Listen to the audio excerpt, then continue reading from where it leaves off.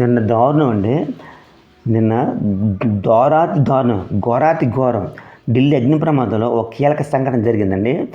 మొత్తం 21 మంది చనిపోతే ఈ ఢిల్లీ ఫ్లరిష్ అండ్ బ్రేక్ఫాస్ట్ హోటల్లోనే ఈ 21 మందిలోని భారతీయులు 10 మంది చనిపోయారు. కంప్లీట్గా ఒకే కుటుంబానికి చెందిన 8 మంది చనిపోయారండి. ఎంత దారుణం అంటే, తండ్రిని హాస్పిటల్లో జాయిన్ చేయడానికి వచ్చారండి. హాస్పిటల్లో ట్రీట్మెంట్ అవుతుంది. తండ్రి ఐసీయూలో ఉన్నారు. వాళ్ళ అబ్బాయి కొడుకు చూడడానికి వచ్చాడు.